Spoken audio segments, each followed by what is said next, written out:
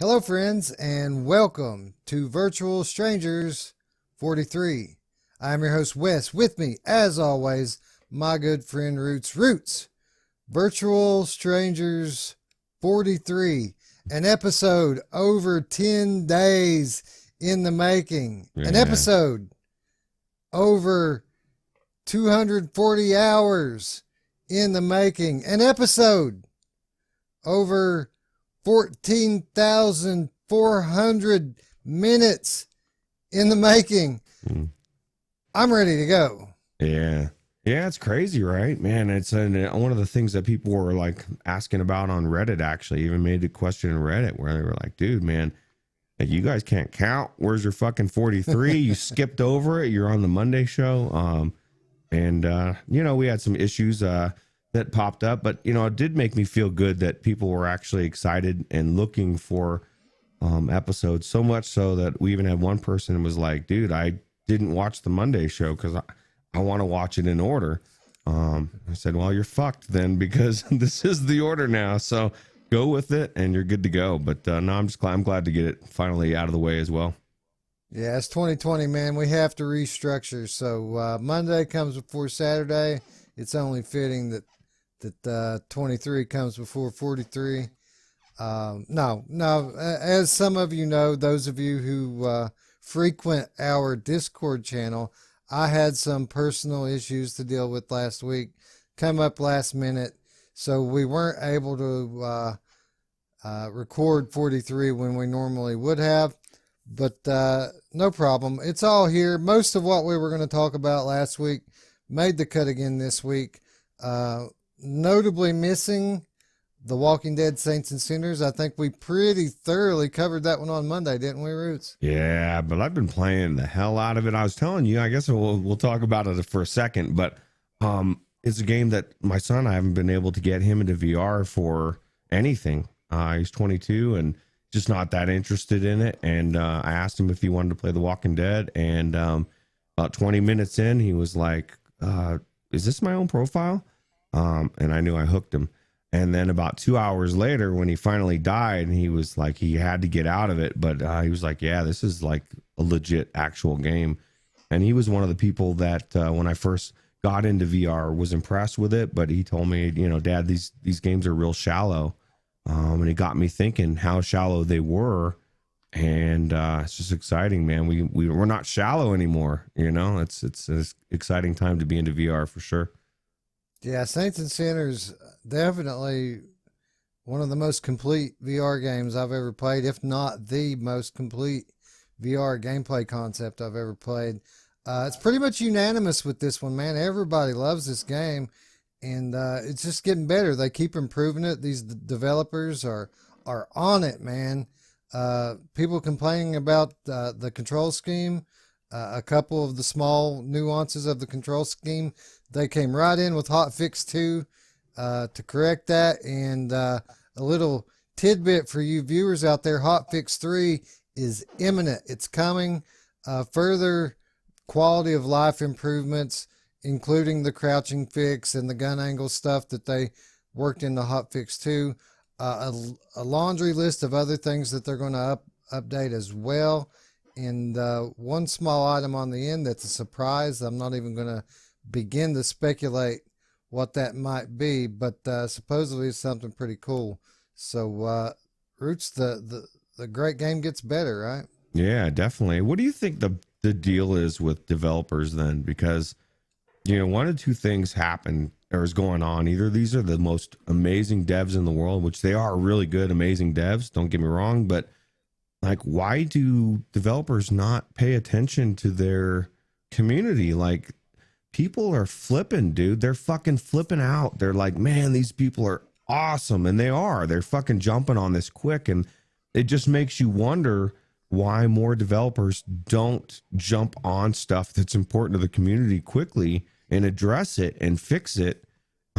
Because these developers are solidifying in everybody's mind, man, these are legit, man. These are the ones. Like, another game comes out, granted, they could have been the worst fucking response after this, and I still would pick up their game. But putting it all together, it just, to me, it just adds another level of professionalism, in my opinion. And I think it's good. I like it.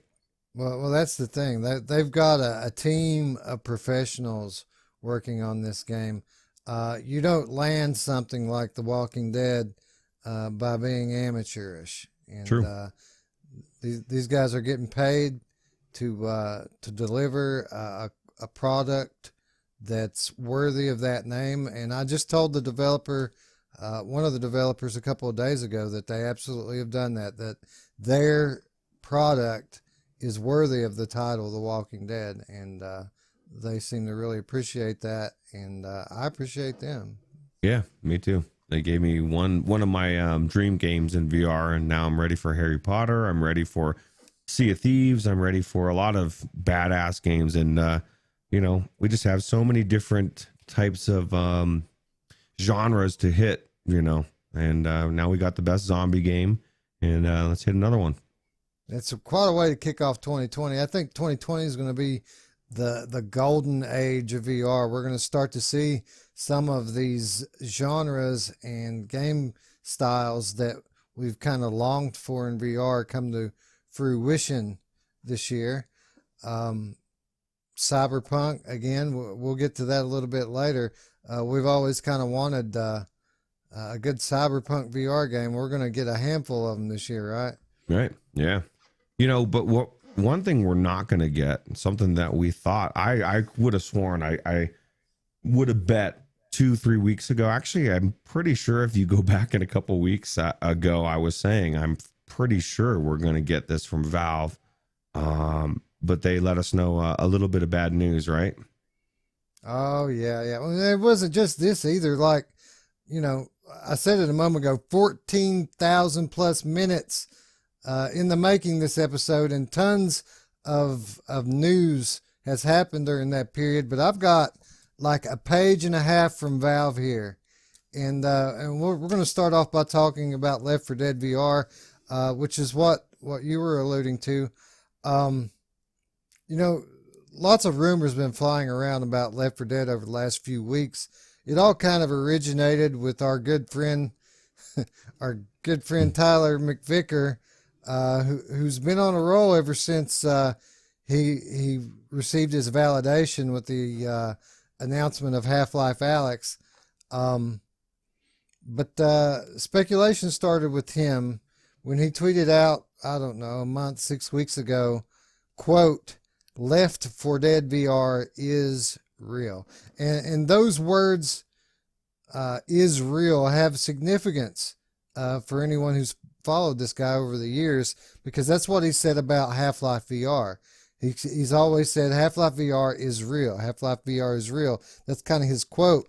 So when he said Left 4 Dead VR is real, people took note of that. He was right about Half-Life, so obviously he must be right about Left 4 Dead, right?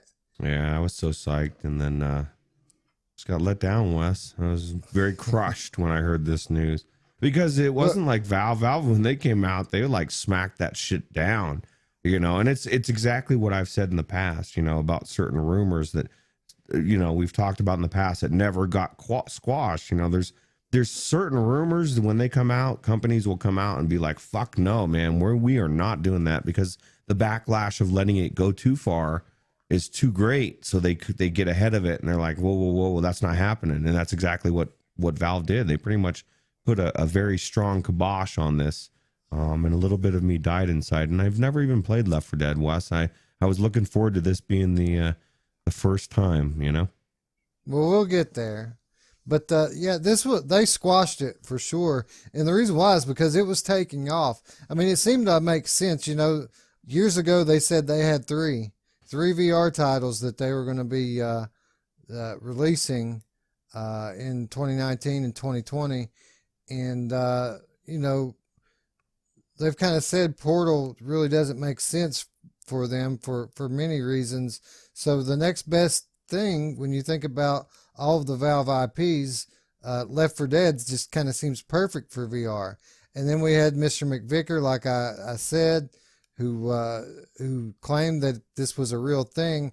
And then this past week we had Alvin Wayne Graylin of HTC speaking at an event, who mentioned that LFD3, Left 4 Dead 3, will drive consumer and AAA studio interest in VR in 2020.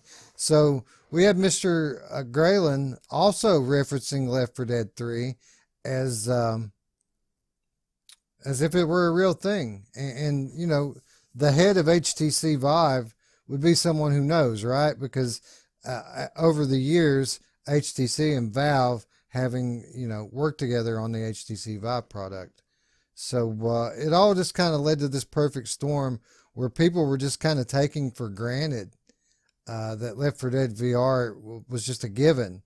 But like you said, Valve came in quickly and kept this thing from getting out of hand. And it's unfortunate, but if there's any consolation to be taken from it, it's that we already have such a great zombie VR game to play, right? Yeah, but let me ask you this. Like, what would... like, you don't just get that wrong. You can't just, like, be off a little bit, you know? And the head of HTC isn't just some average schlub out there. So, like, where does that come from? Where does that rumor come from? How does that come out of his mouth if there's not some truth to it?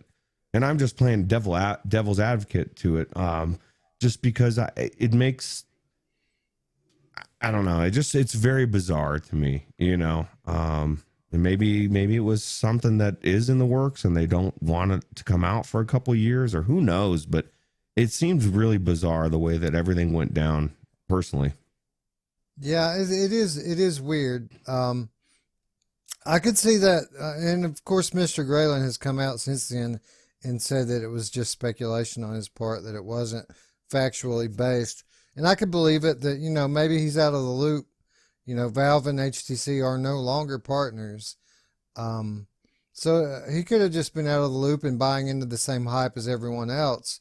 You know, like I said, people were pretty much treating it as if it were a given that we knew we were getting this game. But the quote from Valve is, unfortunately, for now, a new Left 4 Dead game is not something that we're working on. So, for now, I mean, that's pretty unequivocal, though, that they're not working on that right now. It says, quote, "We've seen rumors to this effect for the last couple of months. We did briefly explore some Left 4 Dead next-gen opportunities a few years ago. But we are absolutely not working on anything Left 4 Dead related now, and we haven't for years." So what are they working on, Wes? Now that, my friend, we could spend all day speculating about that, because they said it during the Half-Life Alyx reveal video. They had the dev team there. They were talking about other possible VR projects, and they said then that Portal just doesn't work for them, that they feel like it would make people too uncomfortable and nauseous, pretty much, which is a pretty lame excuse if you ask me. But, you know, when they say that, I kind of buy it, you know. Yeah, maybe they've got a new IP, you know. I mean, you know, Portal wasn't anything before it came out. Half-Life wasn't anything before it came out, you know. So maybe they've got a completely new, fresh game, new idea that's going to blow us away, and we're going to say, Half-Life what? Guerrilla's going to be like, fuck, Half-Life shit, man. Then you got this new game they got coming out, and I don't know if those words will ever come out of his mouth, but yeah, so maybe they'll put out something really good, you know. Yeah, well, new. You know, whatever it is, I'm sure it'll be great. In Gaben, we trust. Yeah. They haven't steered us wrong yet, and he's the king of the North, Roots. And I know no other king other than the king of the North, whose name is Gaben. Yeah. King of the North. Yeah, I pledge my full I can't even think, my full allegiance to Gaben, even though I've got an Oculus. Fealty. You're pledging fealty to the king. Yes. Because if you don't, Guerrilla is going to strike you down with his sword of Damocles. Or he's gonna kill me with all his zombie shit he's built up. He's not going to be able to. He's going to try to kill you, but he's going to have jello arms, and he's going to bump into the doors and pull over tables on his way to you. You know, he could be smoking a cigarette, you know. He said that he'll smoke, and I watched my son do that. literally take the pack out and you pull a cigarette out in your mouth, and that's what that lighter's for. You can literally smoke a cigarette in the game. I didn't know that was possible. I saw people talking about it, and I was like, oh wow. So like literally the whole time my son was playing, he making sure he was picking up all the cigarettes, and he was smoking while he was walking around. And I don't know, I thought it was didn't kind know of cool. you could smoke. What? I wonder what kind of health effects. I don't know, but have. you know what was cool is like he was smoking them over and over again and just throwing the butts away, and those butts are just laying all over the outside the bus, man. They don't go away, so you can. It's real, man. You can. Heard people bringing back, the governor heads, lining them up on the shelf and shit inside the bus, and I question that. That seems a little creepy, but I guess to each their own. That's so cool. That game is just so detailed, and I don't want this Left 4 Dead segment to turn into another Walking Dead segment. But it's crazy, man. Yeah. If we can't have Left 4 Dead, like I said, it's okay. I am fulfilled with the Walking Dead Saints and Sinners. Yeah, me too. But that's not all we got from Valve this week. It wasn't all just negative news. The developers of Half-Life Alyx did a Ask Me Anything question this past week, and we learned quite a bit, Roots. I've got some of the highlights listed here, but there's a whole long thing on Reddit you can go read if you're interested in this game at all. You can learn pretty much anything and everything that you want to know about it. But see, what did we learn here? We learned that the Source 2 dev kit, software developer kit, will not launch with the game. So people were kind of psyched because Valve always released their products as an open platform, allowing and encouraging mods even. And people have been, super interested in Source 2, hoping that maybe some of the older Half-Life games will get modded into Source 2 so we can have full VR support with updated graphics and the whole nine. But this is not coming with the game. They're going to finish the game first, and then after the game launches successfully and all the bugs are worked out, at some later time, Source 2 will be released to the world. And they said that this is nothing new, that this is how they always do it. So, a couple of people got a little bent out of shape about it, but I think it's a lot to do about nothing, right? Yeah, I mean, be patient. We'll be playing this. It's not like you're going to the game's going to come out and you're going to be like, fuck, man, I wish the Source 2 was out so we could have something to play. You're going to be playing Half-Life Alyx, right? You just play through it, and when it comes out, we'll have an amazing Gary's mod and all sorts of shit in VR. I am psyched, man. Like, a lot of those games came from Source, Counter-Strike came out from the Source, the things that people can make with the software is just amazing, and I'm excited to see what they can do in VR. Yeah, I bet Gary's bummed that he's not going to get Source 2 on day one. Yeah, he's so bummed. He's pissed. Gary's Mod VR. Yeah. Coming soon. Quote, with the exception of some tweaks to the absolute final scene, the game is done. Lots of us at Valve, as well as playtesters, have played through the entire game multiple times. Right now, we're primarily polishing and fixing bugs, which is where we'd hope to be at this point in the development cycle. We're confident we'll hit our intended release.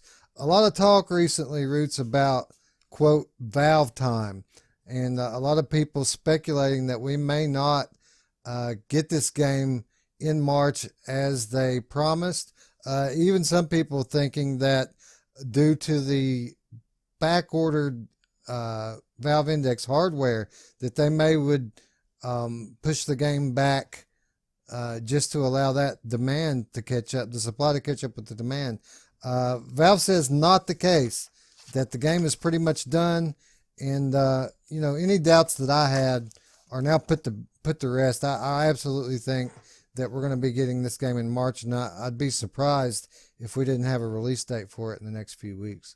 Yeah, me too. I could see the case though for what people were saying, especially if a lot of people are still waiting for that headset to come in, and how frustrating if you went out and bought the headset just for this game and you don't have it, and the game comes out and you're still a month away, and it's like, fuck, man.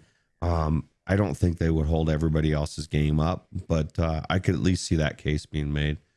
So Yeah, sure. You know, I was starting to buy into it a little bit myself, and then cooler heads prevailed, thankfully. So this hysteria is over. now let me ask you this, and I'm sure your answer will be like mine, but like, I love The Walking Dead so much, but do you think this game's going to blow us away like The Walking Dead has blown us away compared to other games? Or, there's going to be a point when good games are just going to keep coming out and we're going to say, wow, it's a really good game, but it's not going to blow us away. Walking Dead blew us away and Asgard's Wrath, because it's completely different and a complete package. But once they all become a complete package, it won't be as much of a, do you understand what I'm saying? We'll still be excited for them, but it won't be like, whoa, what the fuck is this, man? This is good. It's almost like Walking Dead shocked me a little bit because it was so good compared to everything else. I think this game's going to be the standard from which all other games are going to be judged for at least the next year or two.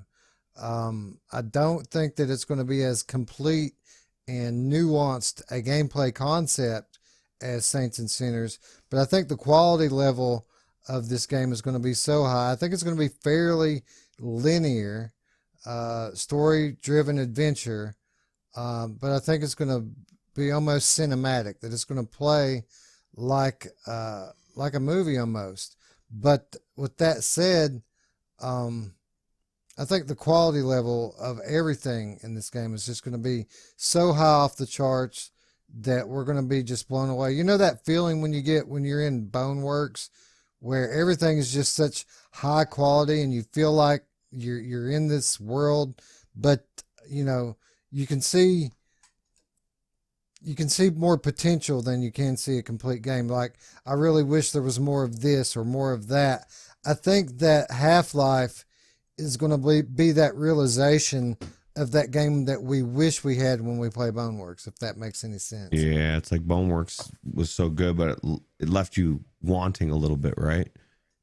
Boneworks seemed like a great foundation. Boneworks seemed like the foundation upon which the best VR game ever will be built upon. Right. If that makes any sense. Yeah, it does, actually. And they even said that they wanted it to be like an engine, right, back in the day for future games. And speaking, this is a completely different tangent. I meant to bring this up a little bit ago, week or two ago for Boneworks, but and I might have even said it in passing, but I think we fucked up on the Jerry Rice Awards, man, because I was in Boneworks one day and I was looking at my hands, and then I realized they look like, I just discounted it, but they look like real human hands. Like, but next time you go in there and you go and look at those hands again and tell me that, there's more, maybe we didn't fuck up, but maybe there's more of a debate than we had for them, because I looked at them and I thought, oh my God, these hands are amazing.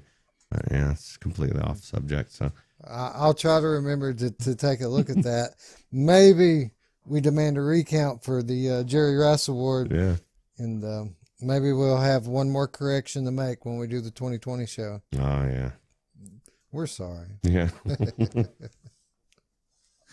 The developers also noted that Half-Life Alyx is comparable in length and content to Half-Life 2. So Half-Life 2, one of the widely regarded as one of the greatest flat games of all time, they're saying that this game here is pretty much that much content, which is, again, another milestone for VR, right? And the story on this, man, I can't wait to play the story. I didn't play Half-Life games very much, and I've played a little bit of 2, a little bit more than I than I would have expected. But the trailer on this, man, cinematic and story wise, it just really seems like it's going to be a phenomenal theatrical game, and I'm excited to see it, because I didn't get to experience Half-Life 2 when everybody else did, and people can say what they want.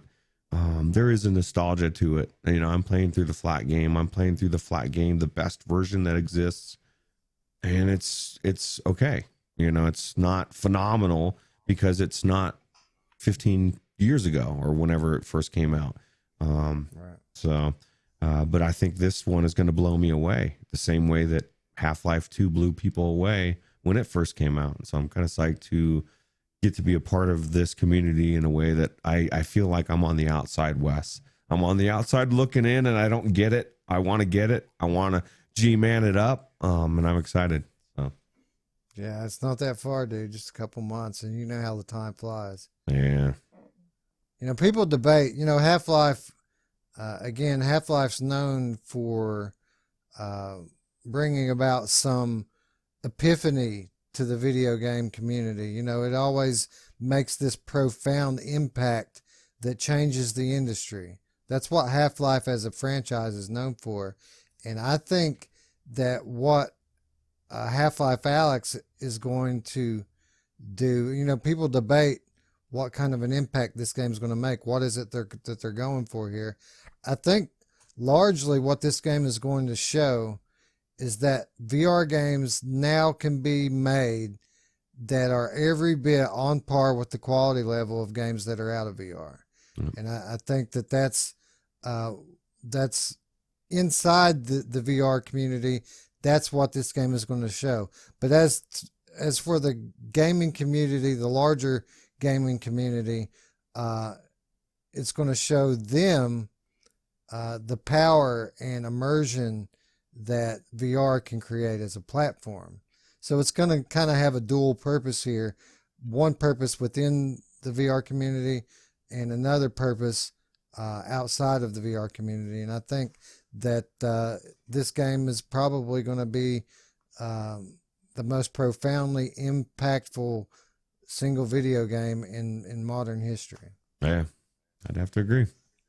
Because this is what's going to lead us to mainstream. This is what's going to show your common gamer, maybe not your common consumer who's a casual gamer, but all of your hardcore flat gamers by the end of 2020, mid 2021, they're going to know how awesome VR is.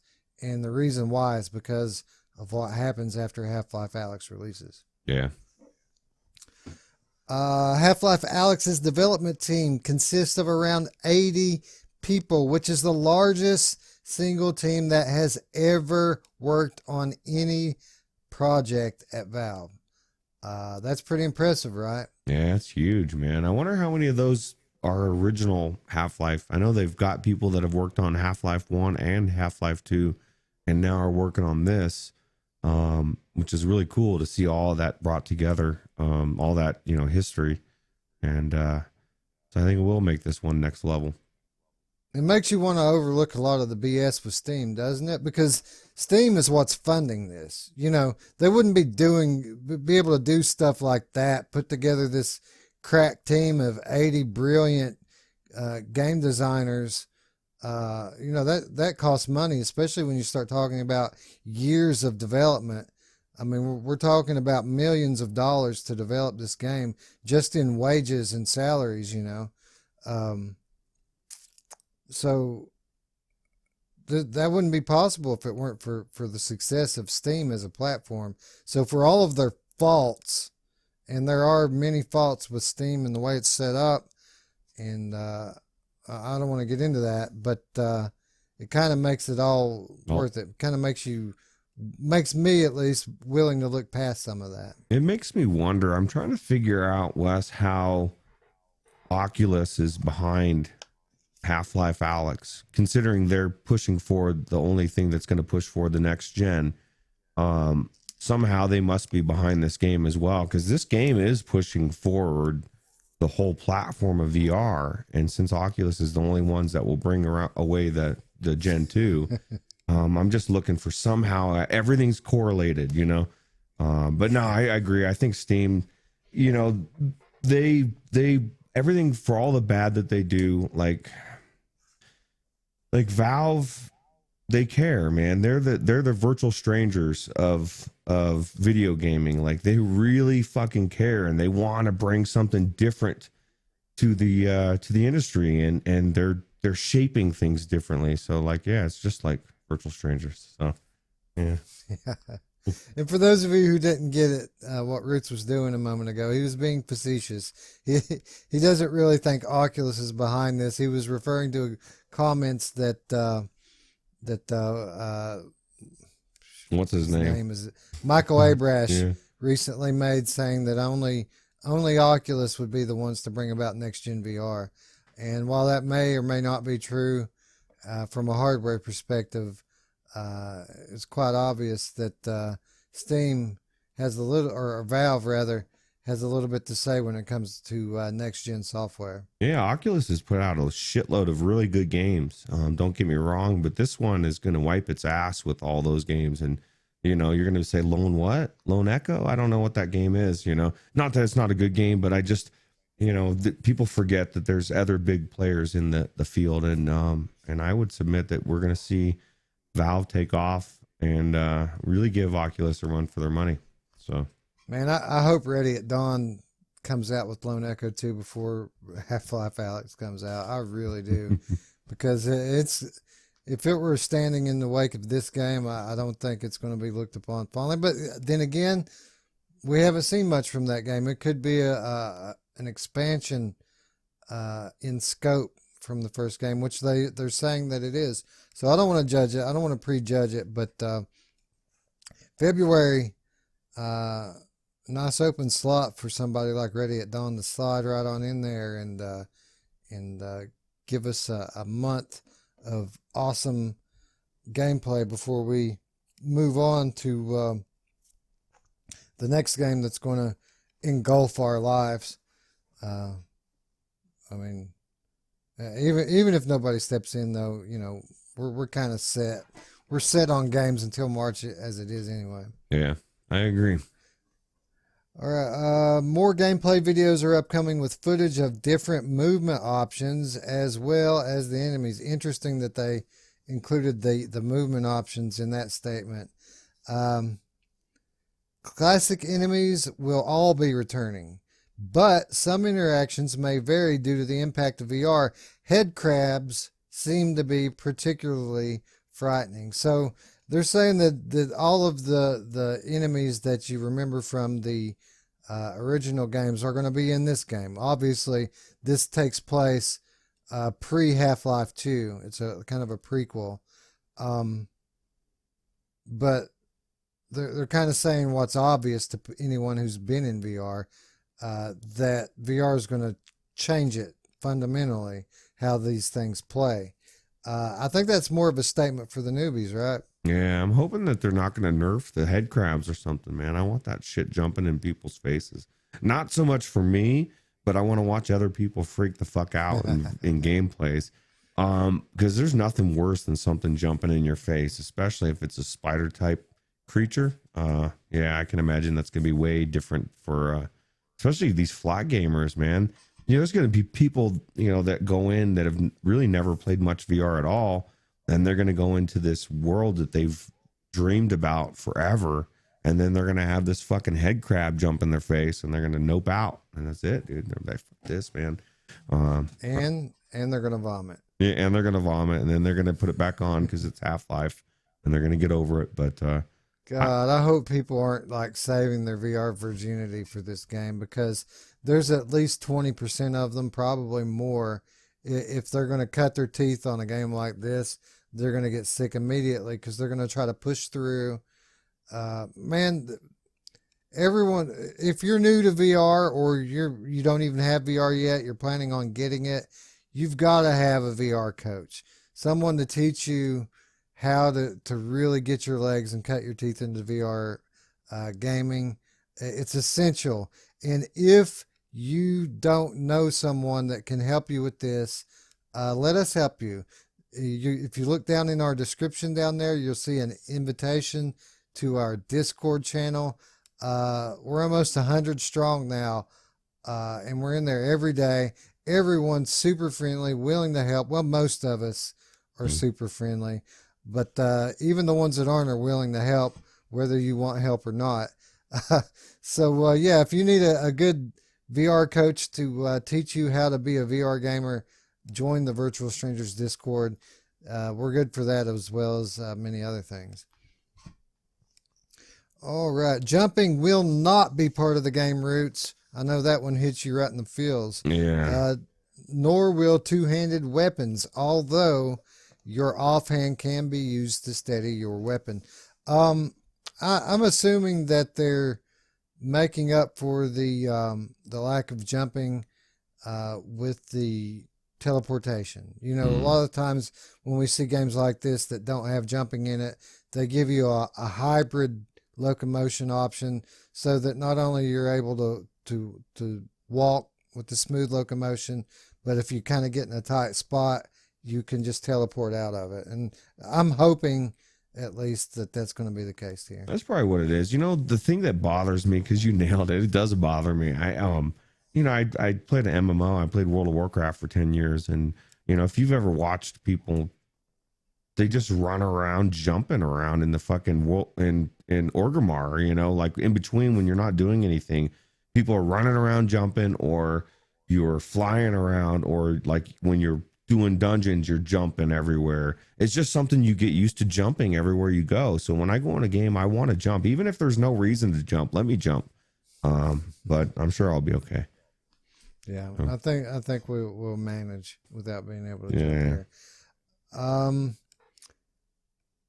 They did address the lack of arms. You know, a lot of the VR purists immediately criticizing this game for only being floating hands instead of having arms. When asked about this, they say that the arms are there, they're just invisible. And there's a video in the works that's going to explain the technology behind the arms and hands. They attribute the lack of full arms to playtesters. They said the playtesters said they got in the way. They obscured their view, and that they preferred that the arms not be there. Well, I'll tell you what, man, this game is very similar to Boneworks in the physics and stuff, and I wish I could turn the arms off. They're very fucking weird, janky, and so I don't think it's that big a deal to not have arms in there. I don't know, man. It's a game. I don't need to like look down and see my actual real body. You know what I mean? It's at some point, like, it's a game. You're not really gonna be like in the middle of the game and say, oh man, I just keep looking at my hands and it keeps pulling me out. And if you do, there's probably something wrong with you, bro. You know, like you're really nitpicking it. But yeah, no, I think you'll get so immersed you won't be looking at your hands and thinking you're missing your arms. It's weird to me. I don't appreciate the negative tone you keep taking with Boneworks, brother. I don't know how it's possible that you cannot appreciate spaghetti arms and Spider-Man hands. Yeah. And it offends me greatly that the tone that you're taking. Yeah, I think I should be shot, but it's okay. You should be shot, but never mind. I was going to continue on my passive aggressive rant about Boneworks, but I'm going to just move on instead. All the previous Valve titles in the Half-Life series are free to play, Roots, until March, when VR's most highly anticipated game, Half-Life Alyx, launches. So we've got Half-Life 1 playable in full 6DoF VR via mod, Lambda 1 VR mod. We have Half-Life 2 fully playable in 6DoF VR via Gary's mod. And then we have Half-Life 3. Yes, Half-Life Alyx is the third one. It's Half-Life 3, even if they don't call it Half-Life 3. Half-Life VR coming in March. Roots, the whole thing now, free and playable in full VR. We going to give it a go? I haven't tried the Gary's mod for Half-Life 2. I'm not going to go back to Half-Life 1. I know a lot of people want to go back and see the whole story. I can't do it, man. It's just too old, and it doesn't live up to today like 2 does.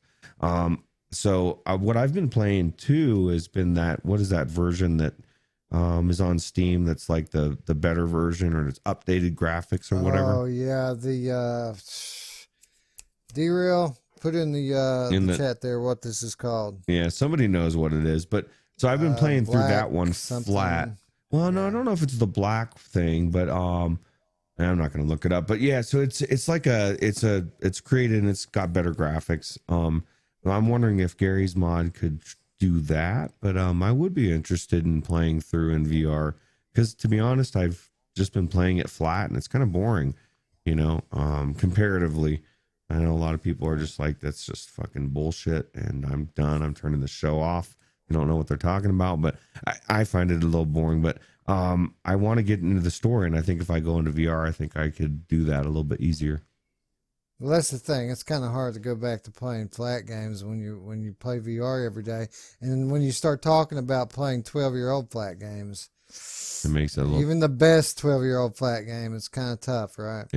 yeah, like a newer game. Like I play Sea of Thieves all the time flat, or I'll play it inside virtual desktop. But it's the graphics are so amazing, and the gameplay, I love it. So it's it's only been it's a newer video or game, so that's not so bad. But it's the older ones, like you said.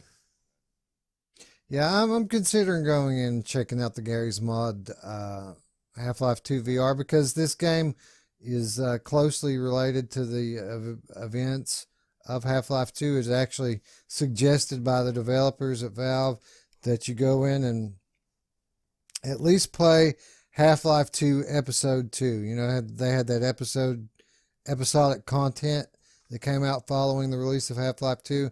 They said that you should at least check out the Episode 2. So I got to play the game and Episode 1 and Episode 2 to get the background to the game. I don't know. I don't know if I see myself doing that. Maybe if I just do Episode 2, I could do it. But man, it's a lot of gameplay. When you said that, the look that the G-Man gave you, he was looks pissed. to kill. He was pissed. You don't want to piss off the G-Man. No, man. I'd love to see what the G-Man can do. I don't think anybody knows. Let's see what G-Man can do with Mr. T. I bet it's not much. Probably not. Pity fool. What about Chuck Norris? Who's going to win that? Not even Chuck Norris could stand up to Mr. T. And if you need me to prove this, I've got documentation. Again, hit me up in the Discord. I will prove to you that Chuck Norris can't handle Mr. T. No, I want to see it. Now you're going to have to show me. I'll find it. I'll go back to the internet in 1998, and I will pull that and bring it and display it for the world. Nice. All right, so I think it's going to wrap up our Valve news for the week. Feel like Tyler McVicker's sitting here giving Valve news for how long now? It's been what, a half hour? Yeah. Good old Tyler. Anyway, let's move on to a different game, shall we? Let's talk about Iron Man VR. You heard me a moment ago say that we have this nice big open piece of real estate called February where we could really use a high level game. And the reason that is because Iron Man VR has been delayed. That's right. Camouflage is announcing that they are postponing the release of the currently known biggest PSVR title of the year, Marvel's Iron Man VR. The new date will be set to May the 15th, 2020. So a significant delay, Roots. I mean, this is going from the last day of February, not in March, not in April, halfway through May. This is the second delay of this game. The first occurrence shifted the date from 2019 to the end of February 2020. What do you think's going on here, man? I don't know. It's a good question. Maybe they played Saints and Sinners and they thought, fuck, man, we need to get our game a little bit better because this. But I mean, it looks so good, and everybody said that the gameplay feels so good. So I'm not worried about if it's gonna be good. I don't know. Maybe something internal, or the biggest thing that is, which kind of sucks for all the PlayStation VR people, especially people that just got into it. Like, I've seen so many new PSVR people in Reddit that are like, man, where's all the games? Like there's no games coming out, and they, a lot of people don't understand the lull we're at because of the PlayStation 5 coming out, and they're not aware that we're going to see a lull in PlayStation VR games. And it doesn't help that, the biggest anticipated game that's coming out is now delayed 3 more months, was already delayed, a couple months. And it just, I don't know. I'd like to know what's going on in there. Yeah, horrible timing. I mean, PSVR really needs a banger right now, and Iron Man was supposed to be it. And we've been waiting for a while on this, looking forward to it. Like, all right, we just need to bide our time with PSVR until February. When February gets here, Iron Man VR is coming out. And Roots, I honestly feel like this game has the potential. Now, I'm not saying that it is, but this game has the potential to be better than Stormland, because a lot of the things I like about Stormland, this game apparently does, but then again, it does so much more. In the areas that Stormland lacks, I feel like this game's going to excel. Oh yes, we were just saying before the show, Stormland is it just had so much potential. It's such a good game at gameplay. It feels good. There's nothing to it. There's no story, man. It's like a Boneworks type of thing, you know, like where you just feel like it's a phenomenal shell, but you want something of substance put in there, you know. So I don't know, man. It's just one of those things. It's weird. I'm hoping that PlayStation comes back with more games this year. I am starting to get a little bit worried, not for the long term, because PlayStation will obviously, they're going to dominate again next year, but for the next several months, like what's going to come out besides this? I don't, you know, Sony's not like the rest of the VR game where shit's just dropping left and right. And this isn't a knock at all the other developers, but they're just a little bit more professional than that in the VR or in the video gaming world. They do things the way all the big dogs do it. They release shit the same way. You know, you don't have shit dropping all of a sudden. It's like, oh my God, what is this? You know what's coming out for the most part, right? Yeah, more so than on PC for sure. But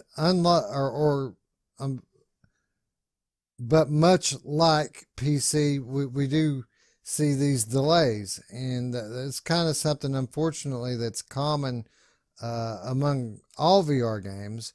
But you know, like we always say, it's better to wait on a game than to wait on a patch, right? Right. Yeah, and you don't want to have something like this big come out and have it be shit. But no, I'm psyched for it. I'll get this day one. And I keep, every time I think about this game, I go back to what people have said that have played it. And that to me tells me more than anything. Like everybody's walked away raving about how it feels. Looks like every time I see a new trailer, there's more substance to it. And, so I'm kind of psyched.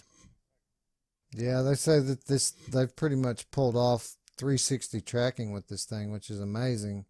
Or at least it feels like it's 360 tracked, even if it's not technically, which is an engineering feat, honestly, with the hardware that they're using. Yeah. Quote, in order to deliver on our vision and meet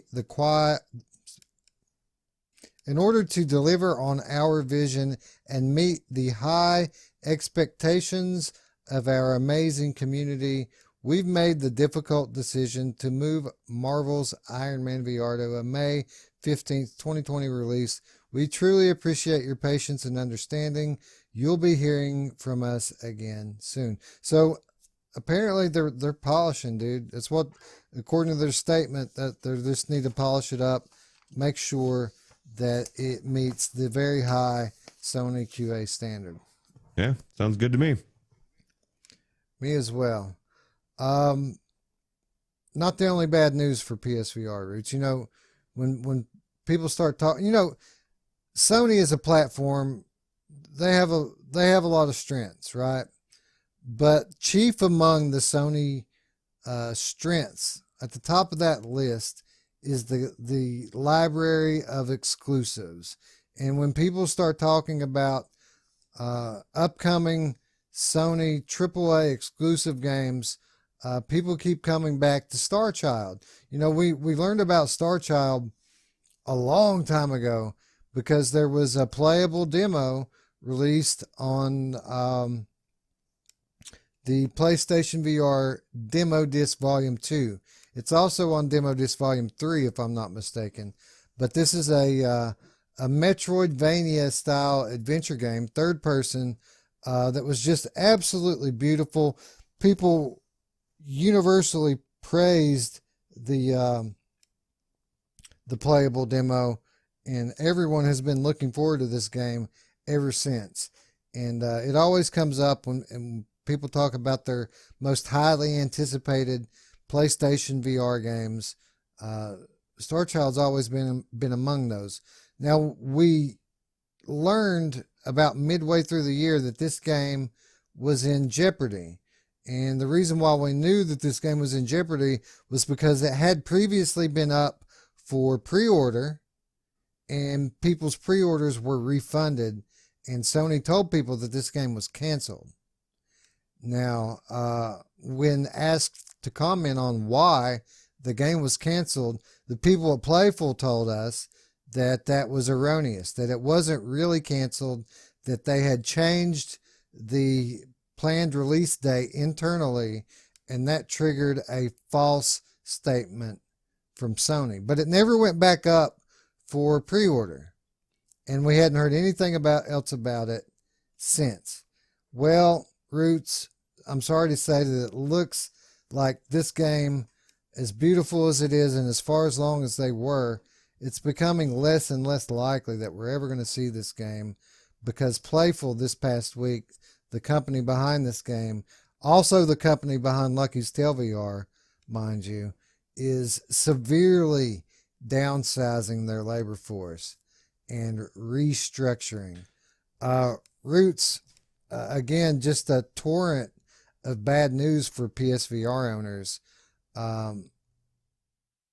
I've been looking forward to Star Child for a long time. Have you played the demo? And what do you think about this news? I have not played the demo. I don't know. I need to download it because I haven't tried all the demo discs, and I'm looking for a really good platformer, man. We don't really have, a good platformer. Astrobot's it for the most part. And I've had people asking me on the Reddit and stuff, what's a good platformer game? And especially on PSVR, it's like Astrobot. That's it. And why? We've gotten past the point that, and Moss, of course, we've gotten past the point that we can actually know that platformers in third person will work. And especially if you take somebody that's going to make an amazing world. I was looking forward to seeing this, and I think the writing's on the wall. Sony pretty much let us know now this game's done, and the developers didn't want to believe it. I guess, I don't know. Yeah, people always, it's not really a pure platformer. Lucky's Tale, pure platformer. Astrobot's a pure platformer. This was a Metroidvania style adventure game. And people have been asking for that. It's the demo. The demo of this game was so good. It looked like it was going to have some really fun. It almost plays like a 2D game with layers. You know what I'm saying? I don't know if you ever played like the. I don't want to start naming games. I'll get it wrong. When I start naming decade-old flat games, I'll probably get it wrong. Just unfortunate. Even taking Star Child out of the equation altogether, when you look back at something like Lucky's Tale, a pioneering game in VR, and you want to talk about a good platformer, something that showed people that platforming can be good in VR. Lucky's Tale was that game, right? Yeah, I guess I did discount it, as I was talking about this developer and saying that, there's no other platformers out there. Lucky's Tale was a really good one. And one of the best things about it, which isn't the best thing about it now, but, in the early days of Oculus, it was free. And it was like, wow, I got this amazing platformer game for free with the touch controllers. It was just really cool. And they did do a really good job. Yeah, wonderful game. It went on to release Super Lucky's Tale, flat version of the game on Nintendo Switch. So you'd think that Playful would be in a fairly good financial situation, but who knows? Maybe they've mismanaged things on the business end. Maybe that's why this is necessary. But the statement they gave is quote, Playful will significantly reduce our full-time staff and evolve our approach to the development and production of our current and future projects. The studio will be pivoting to a more streamlined production model based on distributed game development and a dynamic project-based team. So, Roots, Starchild, back to Starchild, technically not dead. They haven't said that. They were pretty adamant last time that they were asked about it that Starchild isn't dead. And here they've said that they are evolving their approach to the development and production of their current and future products. So it's possible that they're just restructuring, Roots, and that they're cutting fat, and that this doesn't mean anything as far as the future of Starchild is concerned. They've got a lot of work into it. We already know that. If they're not going to be, folding and just completely going out of business, it stands to reason that they probably would want to continue upon the work that they've already started. Yeah, it's true, but why? Yeah, I have some questions about it. Like, one, I want to know why Lucky's Tale is not on the Quest, especially if you want to make money. That would be a no-brainer, easy. But then again, fuck, man, who knows what the reason is for that? We'll may never know. That they might have tried to and got turned down. Right. Yeah, Lucky's Tale side quest. Yeah, Lucky's Tale side quest. Let's see it. But I don't know. It just makes you wonder a lot of things. I don't see why this game still couldn't be in the works, and restructured. But then why would they? What about the refunds? And it's that whole thing. The fact that Sony came out and squashed it and gave the money back. Something happened. Something more than just a restructuring to where Sony lost some faith in them. I guess I don't know. It's just bizarre. I'm hoping I'm gonna put out positive vibes and think, yeah, these guys are still working, and like you said, restructuring, and maybe it makes the game better. I thought Golem was dead until a few months ago. So, Well, that's true. They seem to be running out of time. I mean, they could release it as a cross-generation title after the next console launches, but if they wait until PS5 comes out, I mean, it's going to split their audience. People are going to be buying BioShock VR and Infamous VR and Horizon Zero Dawn VR and all the great shit that Sony's going to come out with next year. They're not going to be worried about that. Yeah, true. Blood and Truth 2, Farpoint 2, Astrobot 2. What about Nintendo? When Nintendo's VR comes out next year, when we got Mario VR, and now we're just talking outside our ass, but who knows? Yeah. Yeah. Yeah, what I really want from Playful more than anything right now is just a statement on it. If it's dead, just say it's dead. If it's not, just say it's not. They're being purposefully ambiguous about it, and they could just squash all this, right? They could just come right out and say it. That'd be the best thing for everyone involved, I would imagine. My instinct is it's dead, and this is why. I don't see how you get people. It's not a good business model to get people to buy into your game, then refund the money, and then expect them to turn around and buy your game again. It's just, I think they fucked up somehow. I don't know. Well, they said that the refund thing for the pre-orders was just an automatic thing done by the computer system when they changed the date. They canceled the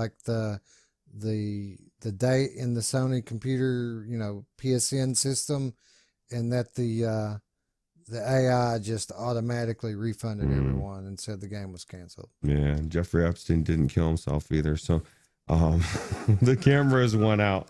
No. No.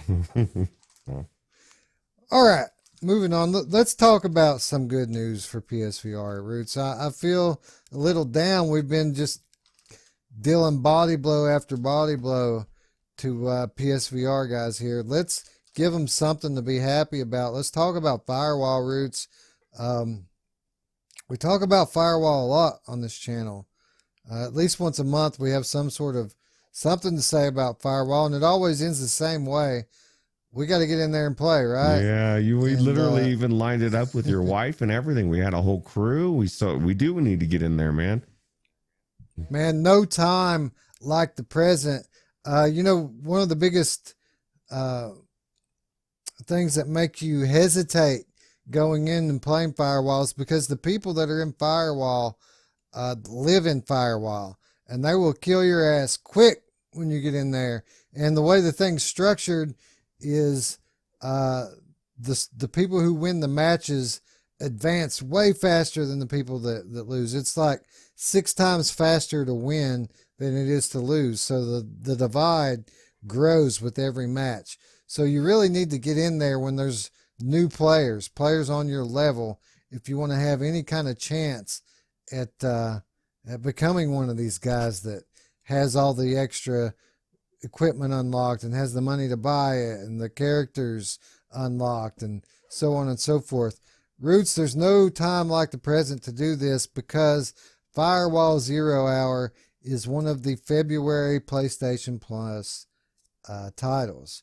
And for a game like this, that is a versus multiplayer game in VR, I mean, there's never been a more sensible move than to put this game on PS Plus, right? It's brilliant. It's brilliant on the side of, on the part of Sony, and it's brilliant on the part of the Firewall guys as well, right? Yeah, it's a no-brainer. And what was really brilliant about it, because I was going back and I was looking for the clip of it, and just a month ago I found a video that I didn't pull because we had already done it, but it was literally the PlayStation Plus weekend where they gave you free to play Firewall 0 Hour, so they got people out there to try it. And now they're following the very next month, giving it away, giving you no reason to not pick it up. And this is, a lot of people don't have the PlayStation Plus. And I guess if you don't, you don't play online, then doesn't make as much sense.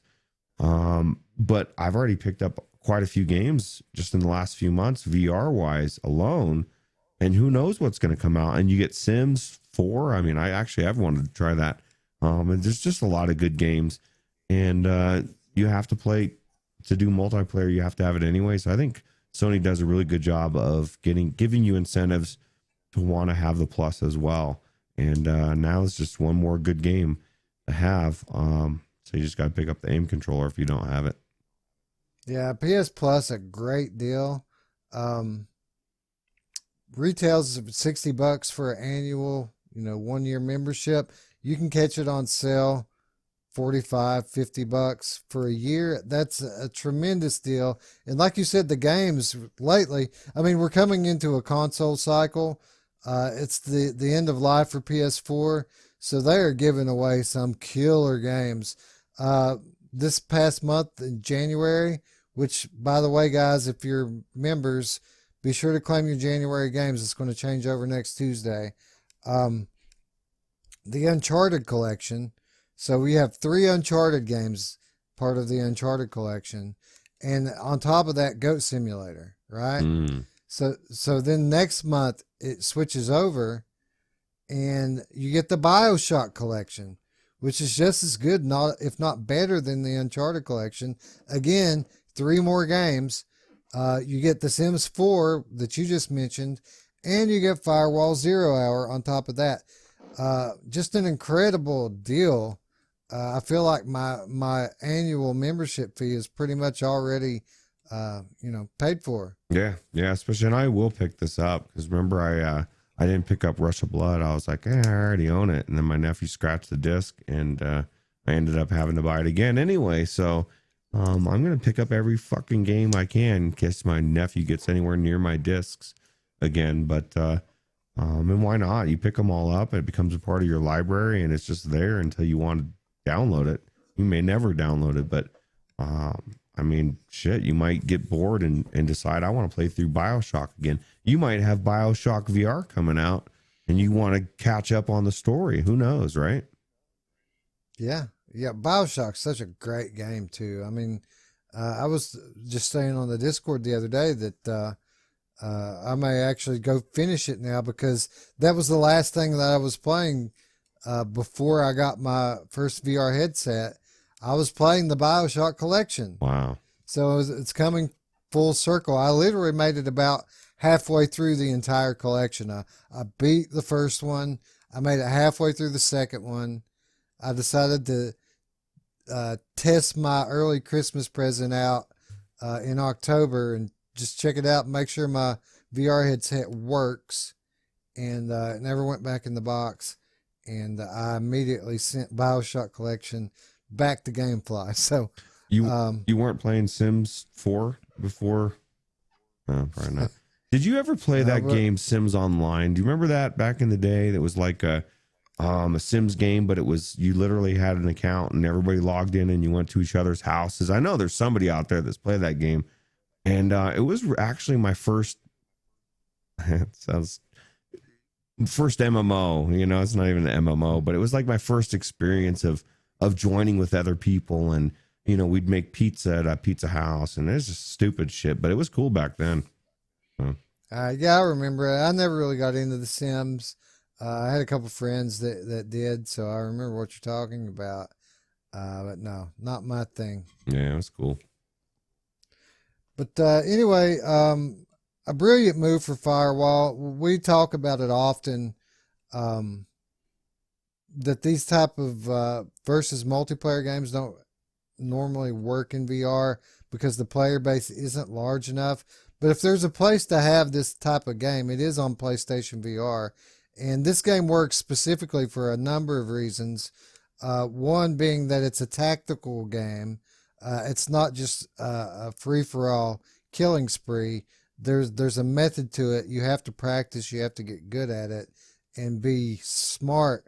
It's almost like a chess match playing these games with someone else who knows what they're doing.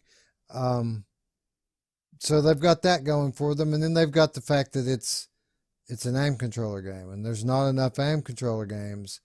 And most people, if you ask them what the best aim controller game is, are going to tell you it's Firewall 0 Hour. Now, I would disagree.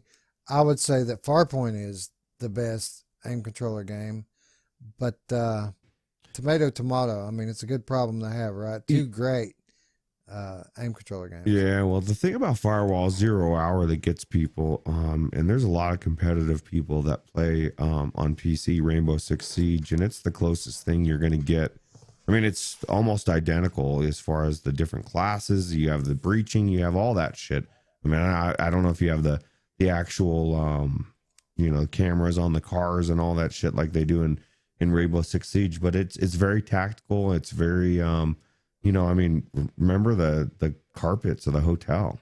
Like, if that doesn't want to draw you in from what Anthony always raved about, that was the one thing about that game that always talked about was how good those carpets, the hotel carpets, look. But the graphics are really good, and the gameplay is really good.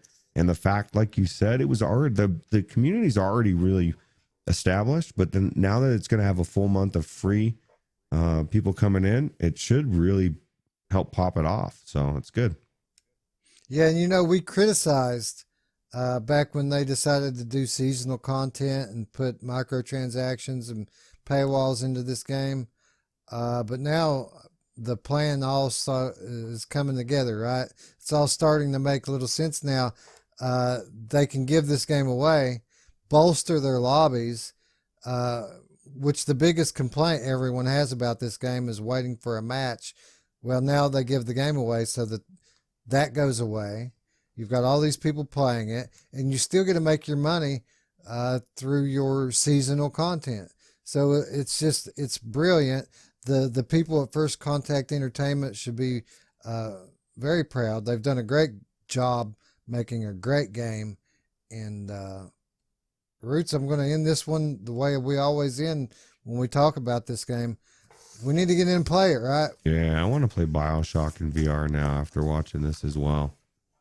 But yeah, Vorpex, son. Yeah, the Vorpex. I'll tell you what, man. I've been looking more into Vorpex, and I need to get more into it. And I've been trying. Maybe somebody will know how to do this. I've been trying to get into Sea of Thieves because Scion told me if Warpex will get it running, he'll get in there. But I can't get it to hook the actual program. And it's something to do with Microsoft. So if anybody knows how to hook that Microsoft program, let me know. So hit Roots up in the comments on the Discord. Again, invitation in the description. Help a brother out. Yep. All right, so moving on. Roots, you want to talk about some updates? Hell yeah. Let's do it. Let's talk about some updated VR games. Let's talk about Budget Cuts 2. Budget Cuts 2 Mission Insolvency has seen a major feature update, which introduces a custom settings panel called the Mutator settings. What are the mutators?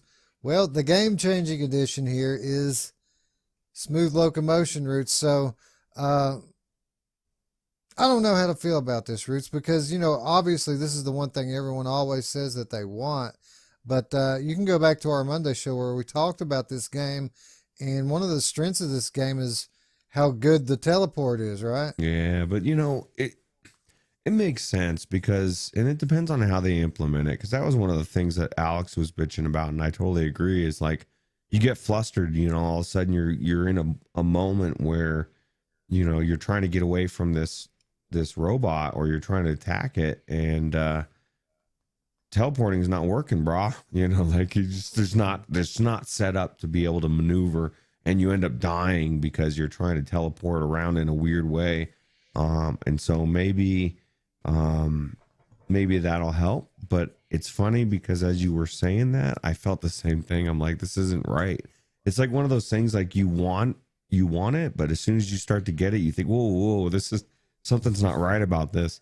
Hopefully it'll be good. I'm more excited about some of the other things, like anytime we talk about games, and I would love to see this in Walking Dead as well, like an improved AI, a little bit smarter AI for the this would be for the Walking Dead would be the humans that you're walking by, and there's like, oh hey, you know, it's just a random person walking around. I'm just gonna let you walk around all day long. But anytime you improve AI, I think that's a good thing. And so I'm kind of psyched to see what they're going to do with that as well.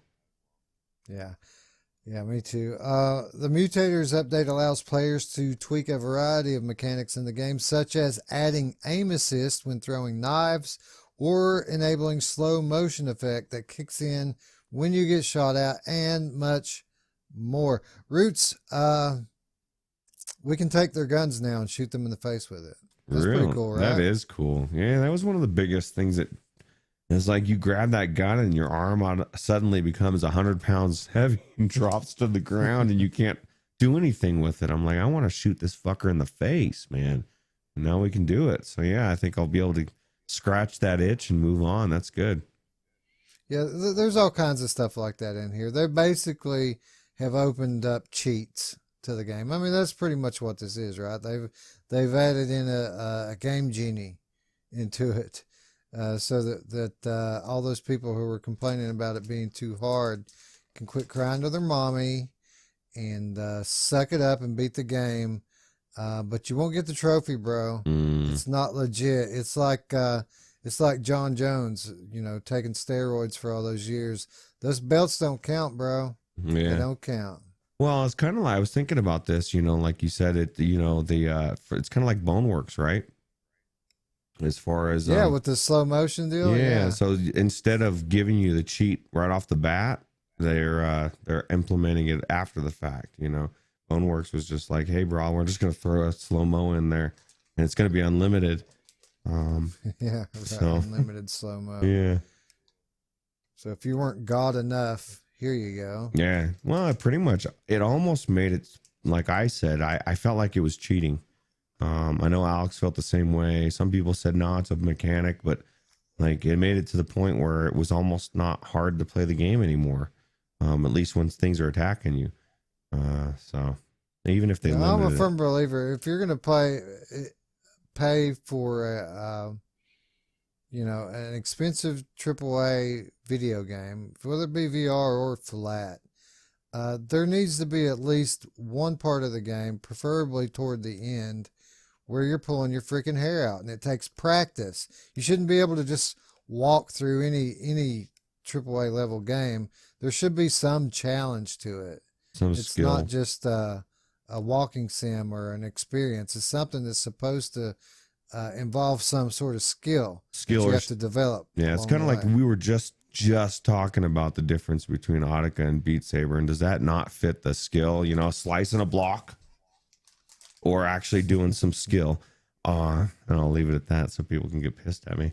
I am Roots down in the comments. Yeah, tell me how much you love Beat Saber. Anyway, I think this is pretty cool. I all jokes aside, it probably will make this game a lot more fun. I'll give it at least some replayability. And as far as the smooth loco thing goes, you still have your teleport gun. So, hybrid locomotion is always my favorite anyway. So being able to do both is a good thing in my opinion. My guess is that you won't be able to run. Like you'll be able to walk, but it'll be a slower walk. So you still want to teleport. And that's my guess anyway. But can you moonwalk? That's the question. Oh, I can always moonwalk. Moonwalk in VR. Hell yeah, sounds dude. like a good plan until you hit the wall. Yeah, I'd love, wouldn't it be cool? And this is completely different tangent, but like, I would love to have like, what was that? Captain Neo, or what was that Michael Jackson thing that he did at Disneyland and stuff for many years? It was like 3D and shit. Like, start bringing some of that stuff, man. I would love to see that. And it's totally off the thing, but I'd love to see those kind of experiences be brought into VR. You know?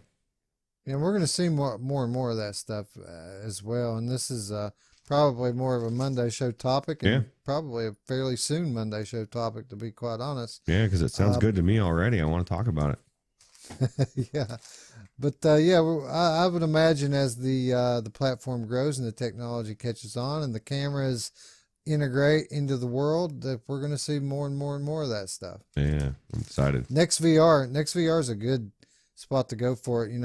Had I got home early enough tonight, I was going to go to.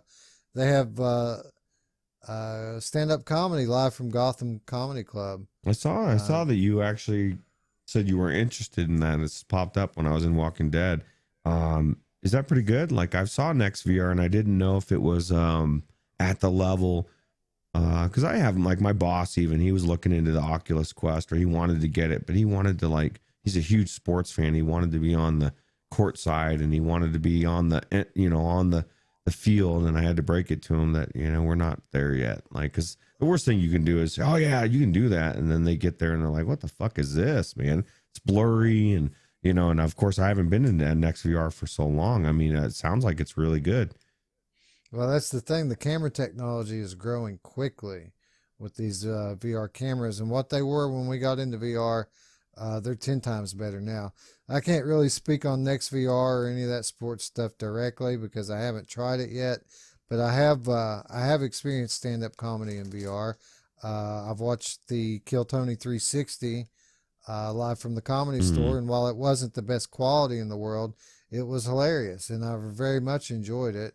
And I'm constantly campaigning online to get them to bring back Kill Tony VR. Sounds good to me. Yeah. But I was going to check that out. I just didn't get home in time. I know that the Gotham Comedy Club is a world famous comedy club with top big name comedians in it. So I'll definitely, if they continue to show these types of shows, I'll definitely make it to one before long, and I'll be sure to let you know how it is. I want to be a part of Tribal Council on Survivor, and like in VR, and just be sitting there with them. That's such a weird thought. That I get excited when I think about TV, and because I'm not much into TV now, but if I could be with the show or in the show, or I could, I just think it's cool. Survivor VR. Hell yeah. Wheel of Fortune VR. Yeah, you can be a contestant from home, right? That'd be cool. Yeah, dude. Spin the wheel. Awesome. That's it. That's the wave of the future, bro. Who's to say in 10 years we won't be doing VR game shows? Yeah. Why not? True. Yeah. Yeah. That sounds cool. It's a good idea, right? Yeah. We can do the first one. Glad I thought of it. Yeah. Patent that shit. So Budget Cuts 2. A pretty fun game. Definitely better than the first one. You know, they promised here the expanded gameplay, expanded levels, expanded enemy sets. They largely delivered on what they were promising. Better AI, these sorts of things. Um, People were saying, you know, why couldn't the first Budget Cuts game be more like this one, right? Yeah, I heard it's pretty Well, hard too, right? yeah, for sure. But this past week, the Neat Corporation, the developers behind Budget Cuts 1, have promised updates coming to Budget Cuts 1, and they're calling it the Budget Cuts 2 update. So a lot of the things that Budget Cuts 2 improved upon, a lot of the things that I just mentioned, they are bringing these into Budget Cuts 1. So it's pretty cool, right? Not only does the sequel get to be better than the first one, but the sequel's making the first one better, and I think that that's pretty awesome. Yeah, I think it's pretty cool that they're still supporting their first project as well, and it shows a lot. Again, like we always say, it shows a lot about the developers and how good they are. Yeah, they're still actively porting the first Budget Cuts to PlayStation VR. Neither of them have released on PSVR yet, but they released a statement, I believe, this past week to reassure the PSVR community that Budget Cuts is coming to PlayStation VR soon. So you PSVR guys out there that have been waiting on these, hang in there, it's coming. Yeah. All right, let's talk about some more updates, Roots. Let's talk about Espire 1. You know, we reported just a few weeks ago a fairly large quality of life update to Espire 1. And what we have this week with version 1.5 is an even larger, even more significant quality of life update to Espire 1. Some of the additions include 9 new challenges, now 34 challenges in total, an amendment to the way that you can access those challenges, numerous general bug fixes, gameplay improvement, AI improvement, Roots, pretty much everything that they promised the first time around and more. When I played this, I saw a lot of potential in it. You know, there was just a few fairly large fatal flaws that kept me from having the experience that I wanted, but by all indications, they've corrected these things, and I think that Espire 1 may be one of the leading candidates for our upcoming Second Chance segment on the Monday show. Yeah, it definitely needs a second chance, along with a couple other games we've been talking about lately. Now, let me ask you this. If you go in this game, like right off the bat, to really be able to tell if it's different, you have to go in there and run balls to the wall, right? Like you have to do the same shit and try to not have to stealth and see if it lets you or not. Because I just go back again to Walking Dead, which is my most recent involvement with stealth, man. You find out right off the bat, man, you probably want to stealth because you can't take on every zombie that's out there. So I'm kind of hoping the same thing. I'm hoping I go into this thing and I'm swaggering around and then I get my ass handed to me and I'm thinking, fuck, man, I got to stealth. I got to hide. I cannot just run around and start killing shit. Because that was the biggest gripe we had. It was, we just both ran around like we were crazy, killing everything and barely even dying, right? Yeah, well, that's the thing with me. If you want me to play stealthily, you're going to have to make me, because my initial, reflex, I guess, so to speak, or my inclination is to go in and kill the bad guys. I mean, even when I'm going stealthy, I don't leave them unconscious in the floor. I put one in the head and move on. Evil doesn't deserve to live, Roots. Yeah. And these guys, make no mistake, are evil. So yeah, it's not going to take long for me to realize whether or not they've improved this or not. Because I'm going to go in and play it just as I did the first time. And if it makes me be stealthy, awesome. If it's hard and it pisses me off, great. Because that's going to be that much more gratification when I sneak up behind them and slit their throat. And that's one of the things that we forget, man. We grew up in a day when games were hard. So, when a game is good, it's going to be difficult. And anything in life should have some kind of a challenge to it. Like you said, if you can go through and bone work it, dude, and just run through like it's fucking slow motion and it's nothing, it just loses a little bit of its challenge, right? So I don't know. No, but I really liked the environments and the map layouts in this game. I didn't like the number of locked doors, but I can look past that so long as the enemies make me work for my supper. Well, and just gave me an option to go in the door, and that's one of the things, like you said, with The Walking Dead, the houses, you want to go in every house. Well, it's great. If the doors are all locked and I literally can never go in them, it might as well be a fucking house I can't go in, right? Right. I think we need to get to the point where I want to go everywhere. I want to be able to walk into every single room, interact with every single thing, and you need to do it now. No, just kidding. Yeah, that's where I'm hoping eventually we get to, right? So Yeah, that's. Well, I mean, we'll get there one day, and until then, we can play Vorpex, right? yeah, true. But no, I really enjoyed. Well, I mean, I really saw the potential in this game. Long labyrinth-like levels, and the environments, while maybe not the most detailed, maybe a little samey as you go on. Phenomenal lighting, and a good weapon set, and a good skill progression as well. So a lot to like here, a lot of potential. And if what they're saying is true, maybe they're a little bit closer now to living up to that $30 price tag. Yeah, I agree. So Espire 1 version 1.5, active and live now. Give it a look. So that's a couple of official updates. Let's talk about some unofficial updates, Roots. Let's talk about Grand Theft Auto 5 VR mod. Now, the VR mod, the Grand Theft Auto 5, came out a couple of months ago from a gentleman that goes by the name of Luke Ross, 3 months ago to be exact. And this mod allows us to play Grand Theft Auto single player campaign in VR, start to finish. The only problem was when this thing released, Roots, anytime there was a cutscene, the thing would go all wonky, really made you very uncomfortable the way it would zoom in and out and just go all crazy. Also problematic when you're aiming your gun, and aiming and shooting firearms is fundamental to playing a game like this. Apparently, Mr. Ross has surprised himself, because he back then didn't think he would be able to fix any of this stuff.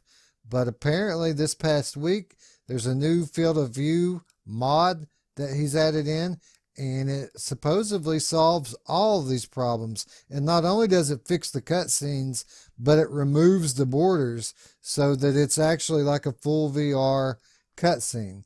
That's pretty freaking awesome, man. Yeah, it's amazing. And it's just the fact that that he's still working on it. And the best thing that this guy did when he came out was, I mean, he just threw it down in the Reddit and was like, here it is, bam. And he said, he was open to people's suggestions, open to people working with them, throwing out ideas. Like, he just opened it up for everybody and said, let's get this done. And it's really exciting. The only thing that, I know I was talking to Alyx about this, and he's wanting to wait for the Grand Theft Auto VR mod, which is the one that they've been also working on for having full motion controller as well. And so this one isn't just like joystick, but I just went into it yesterday or today, and it was good. It was really good, especially the cutscenes, like you said. It fixed everything that was all bizarre before. So we've played native VR games that are gamepad games, right? We've played games like Resident Evil 7, The Persistence. There's a number of these games on PlayStation. Would you say that the quality level of the GTA 5 mod is at least close to a game that has added in official VR support, a flat game that has added official VR support? Absolutely. Actually, people, have said that they put this up there with the Alien Isolation mod, and I would agree with one caveat, and that is that was just dragging one file into a folder and you were done. That's the easiest mod I've ever seen. But this one really does live up to it. It's just phenomenal. It's really good. I don't think it's a problem to use the controller personally, but that's just me. I mean, not everything has to be motion controller. I've played a lot of amazing games that weren't, Resident Evil being one of them. And so this is such a good story, and I know you've never played through it, so it's just one of those ones that I just recommend everybody play through it. And if you can play through it in VR, the only better thing that I can imagine than that would be if they somehow, which will probably never happen because of the way the online works, but like I want to go into my online account. I've got so many cool fucking cars and flying cars and tanks and all sorts of shit, and I want to go around and I want to blow people up. That was one of the favorite things to do, is griefing people on the street, or being griefed yourself, and you get in some amazing battles, man. It's crazy. Well, that's that's what I like to call the singularity, Roots. This day is coming where we have a fully realized open world game, a map full of real people that is limitless because you're in VR. You can do what you want, no consequences, no moral dilemmas. You can just go in and be a bad guy, be a good guy, love, hate, do whatever you want to do. And then at the end of the day, when you're in jail or dead, you can just pull off your VR headset and go to bed. This day is coming. GTA 6 is coming. I would be very surprised if there isn't at least some sort of VR support for that. And if there isn't, as Mr. Ross has shown here, it really doesn't matter, because whether they intend it or not, VR is going to swallow the world whole, and we're going to get to play all these games anyway. Yeah, this is exactly what I was talking about with Sea of Thieves. I need somebody like Luke Ross to hook that game and get it running for me. Hey, I'll take it from this guy. This is your next project. Get Sea of Thieves running, and Roots will give you a thumbs up, and that's about all I can give you. But I want to play it. I so much so in VR. So yeah, and going back to what you were talking about, the ease of installation that you got with the Alien Isolation mod, they've updated that as well. It's supposedly much easier to apply this mod now. That has been updated. Other fixtures in this version include smoother camera rotation when on foot and improved camera reset logic. So it seems like he's really polished this thing up a lot. I've got to say, I can't be happier that I have never played Grand Theft Auto 5, because now I get to experience what is widely regarded as one of the greatest, if not the greatest, video game ever in VR. Think about this, man. All these people coming into VR, perfect timing for this mod to get solidified. Just like The Walking Dead dropping, perfect timing. All of this coming together at one. All these people with Half-Life Alyx, they're going to be able to play GTA 5 in VR, and we dreamed about it for 3 years. It's just perfect timing. Yeah, I agree. It's the perfect storm for VR in 2020. And what a time to be a VR gamer, right? Oh, hell yeah. Anyway, I bought this game. I bought it, months ago.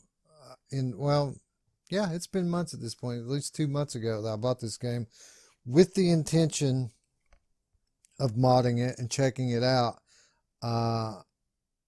It might be time, dude. It might be time. If I could pry myself away from Walking Dead for a little while, I think I might be pretty much ecstatic because from what I hear from all sources, this thing is just phenomenal, and I've always been interested in it. So the open world And like you said, just driving around, and especially in VR and going into all these places, and the story, man, Trevor, man, he's fucking badass. Just everything about this like blew me away. And the fact that you get to play it in VR is just amazing. Yeah, these modders, man, what a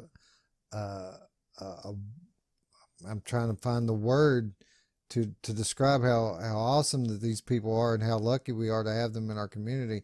I've seen progress this past week on the Halo mod that they've been showing off lately. I forget what the guy's name is that's working on that, but he's made a lot of progress on that Halo game, the latest Halo game in VR, and I'm not doubting, but by the end of the year, we're gonna have that as well to play. So good times. Yeah.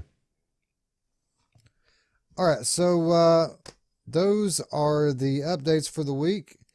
Now, before we go, as we always do, let's talk games. We do have a couple of new game announcements. Actually, more than a couple of new game announcements.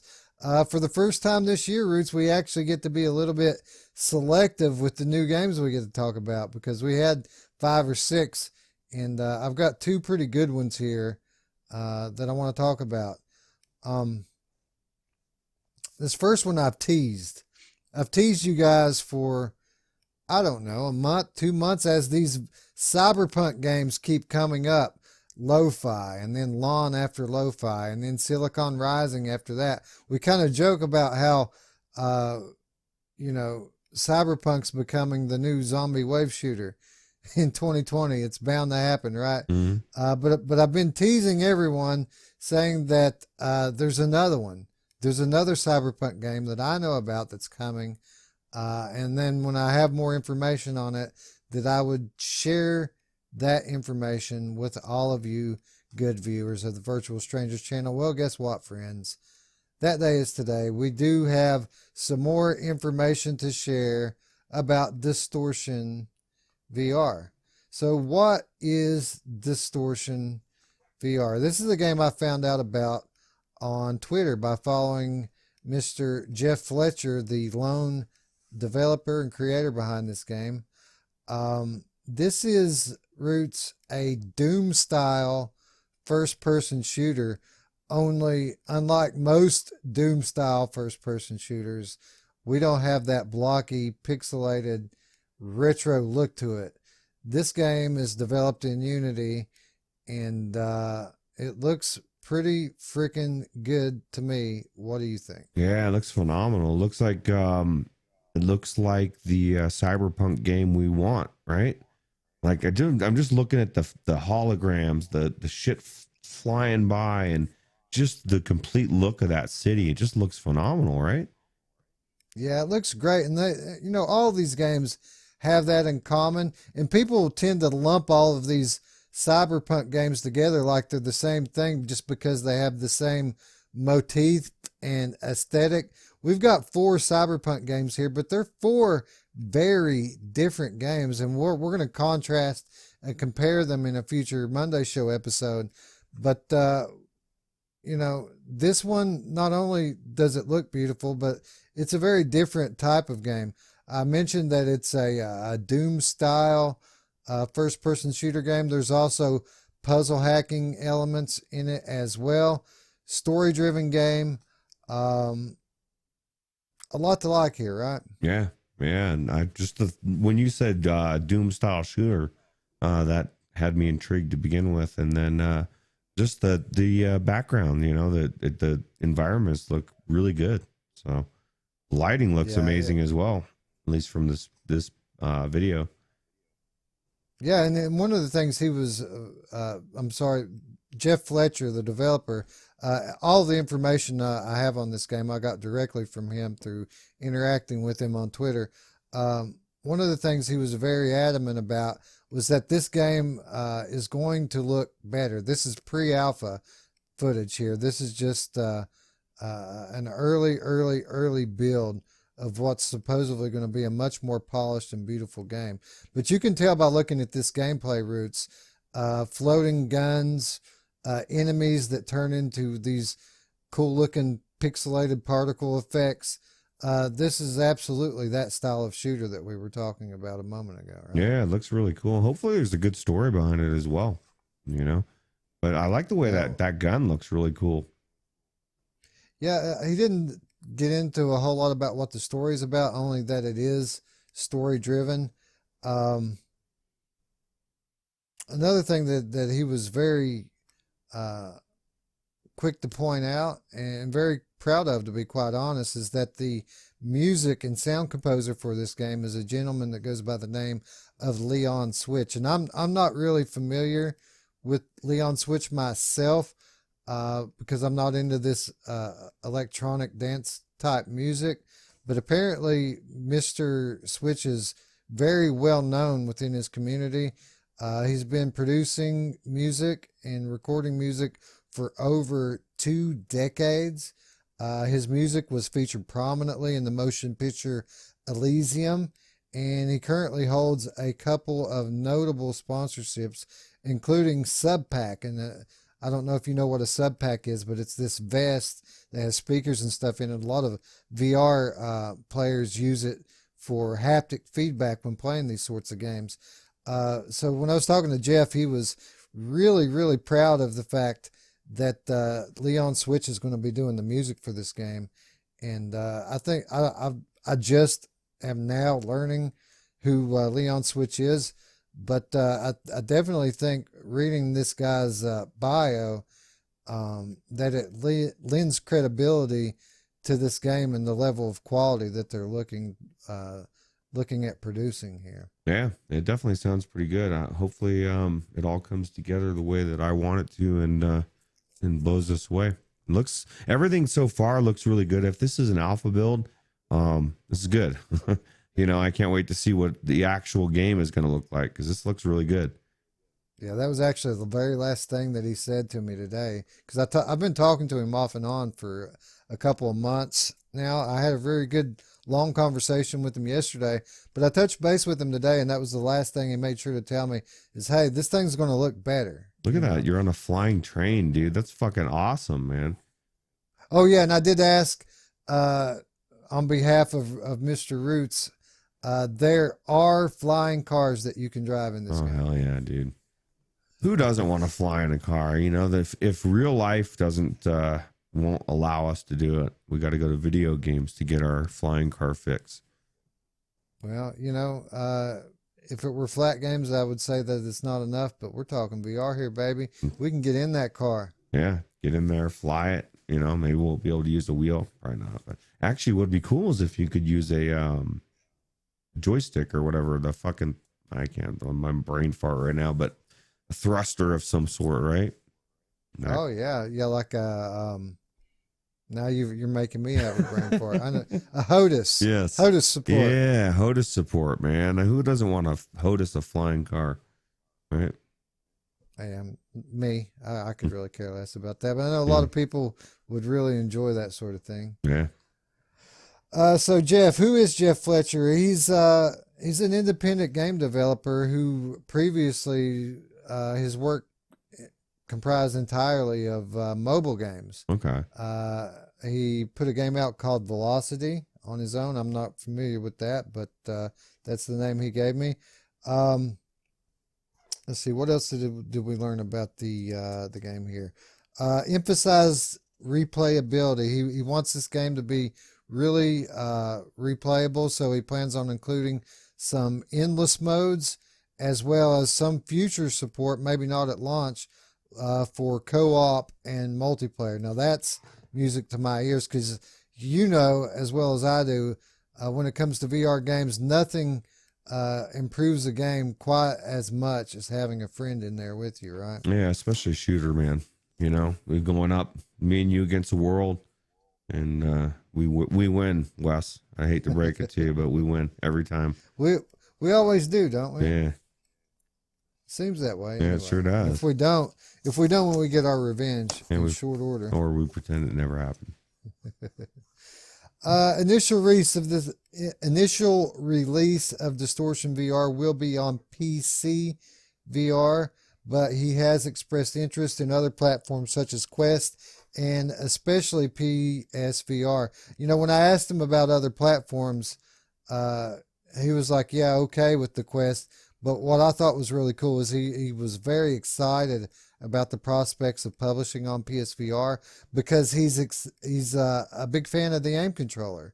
So Mm. he said that the plan, which will be laid out in more detail when he launches his Kickstarter very soon. The plan is to publish this thing on PSVR, but in a two-handed mode with aim support. And speaking as someone who came from PlayStation VR initially, uh, aim games, that's what they need all day long. There's not enough aim controller games.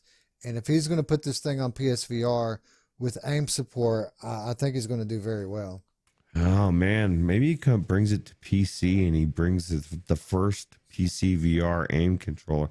You know, like we always have this talk about the Sony PC store. Theoretically or whatever. But wouldn't that be cool if Farpoint came and they brought the controller somehow to PC or something? This is in Roots fucking fantasy world. It's never gonna happen. Yeah. But I just want a controller for the PC, man. Like, why we say this? Why does it not happen? Why does there not an amazing controller that's like the aim that's got a joystick on it and it just feels good, right? Ask Michael Abrash these questions, bro, because I have no idea. This is like the biggest no brainer in the history of no brainers. If you want to have anything comparable to the aim controller in PC VR, you have to get like a Pro Tube or something and spin an arm and a leg. And even then, you have to hope that the developer supports it enough to add the controller offsets to make it so that it doesn't feel weird in the game. It's just ridiculous. And for someone like Mr. Abrash, who touts Oculus as being the savior of next gen VR, you'd think that they would have already implemented this last gen feature. Oh, I'm sorry. PSVR is not real VR, so No, that's it's right. like comparing apples and oranges, right? Yeah, that's right. Yeah, and if you believe that PSVR is real VR, which I do believe, and I know you do too, then I don't know. I don't even know where I'm going to go with it because there are people that out there that don't believe it's real, and blows my mind. So Yeah, I guess that's another discussion for another day. But the fake VR has something that the real VR doesn't, and that's a pretty awesome gun controller. yeah, I want one. I want one, West, for PC. Bad. Yeah. Well, you know what? Screw that. I want my PS5 and I want my PSVR 2, and who could give two shits about what PC has at that point? Yeah, that's true because that's when things take off for PlayStation, and we're not that far away, man. It seems like it's a far way away, but man, we're 10 months away or less than 10 months from the PS5 coming out, and it's gonna be crazy. Yeah, it'll get here before you know it. You know, if Walking Dead Saints and Sinners has showed us anything, it's that time flies, Yeah. and uh, it just keeps getting faster, especially now that we have all these awesome games to play. The free time is gone, and the days tick off, tick tick tick tick tick, quite quickly. Um, so why now? Why are we talking about Distortion VR now after literally weeks of me teasing it on here? There's no shortage of Cyberpunk VR games coming up. Why are we bringing it up now? Well, we're talking about this game for the reason that we talk about a lot of games, quite frankly, on this channel. It's getting ready to go into Kickstarter. He says next week. I'm going to say maybe two. So the Kickstarter is coming up for this game. I think it's very, very cool looking game. I think it deserves your support, and that's why we're talking about it. Do you know if there's any tiers for builds or anything like that, or do you probably don't know any specifics on the Kickstarter yet? Huh?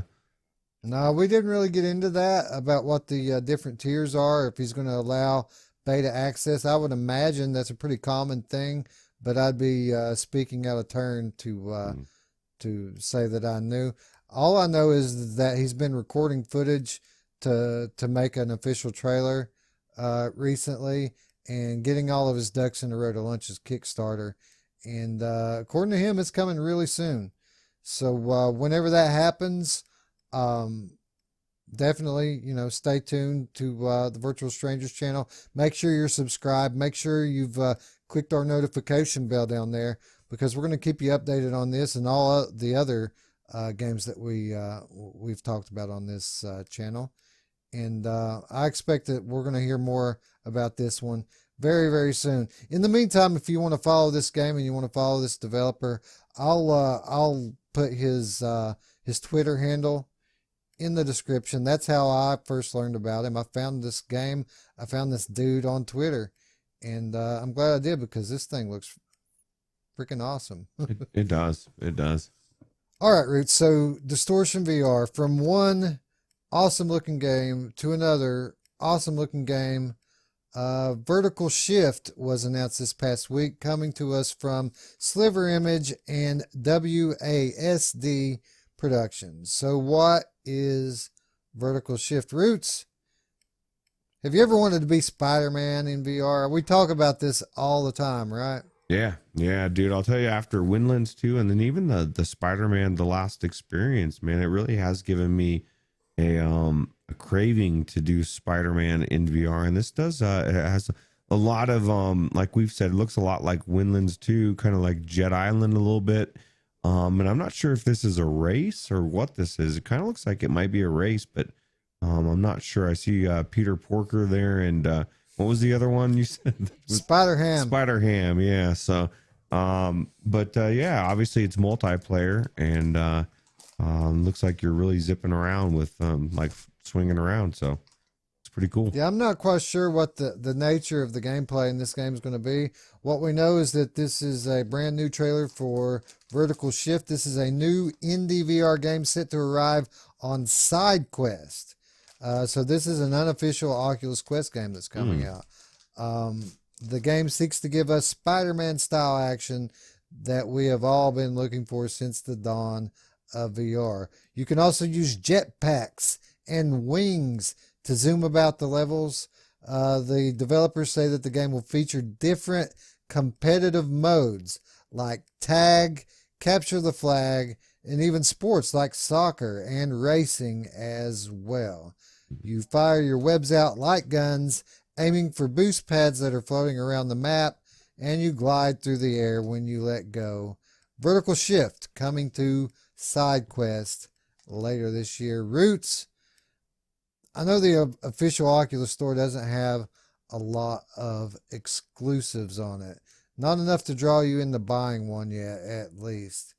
SideQuest, however, a store full of exclusives, many of which are janky, but as time goes on, as you can see here and other examples that I haven't cited, these games are getting better, man, and the platform is getting better.